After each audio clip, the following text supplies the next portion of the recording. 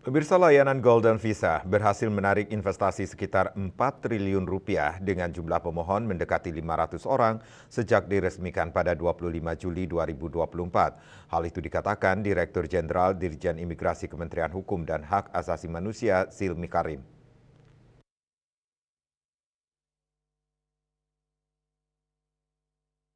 Silmi Karim seperti dikutip dari kantor berita Antara Kamis 29 Agustus mengatakan bahwa sebagian besar pemohon Golden Visa merupakan perorangan yang menaruh investasi mereka di sektor perbankan. Investasi tersebut berupa tabungan dan bond yang menjadi instrumen mereka untuk melakukan investasi di pasar modal atau di obligasi pemerintah.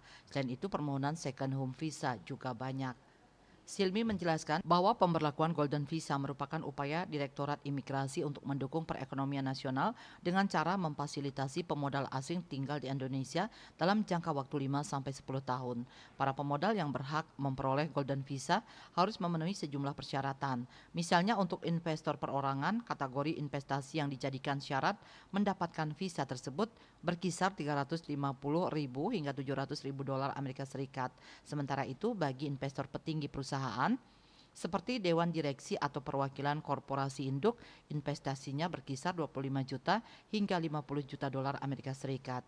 Dikatakannya imigrasi tidak hanya terbatas melakukan pemeriksaan di bandara atau di pelabuhan atau hanya sebatas visa-visa kunjungan biasa. Imigrasi juga memiliki satu peran yang bisa juga memberi manfaat kepada masyarakat banyak. Layanan Golden Visa secara resmi diluncurkan Presiden Joko Widodo pada tanggal 25 Juli 2024. Selain untuk investor dan pebisnis internasional, WNA lainnya yang berhak untuk menerima layanan Golden Visa adalah wisatawan mancanegara yang memenuhi kriteria serta talenta global. Pelatih tim nasional Indonesia, Sintayong, merupakan salah satu penerima layanan Golden Visa untuk tipe talenta global. Silmi mengatakan Sintayong memiliki kemampuan dalam persepakbolaan.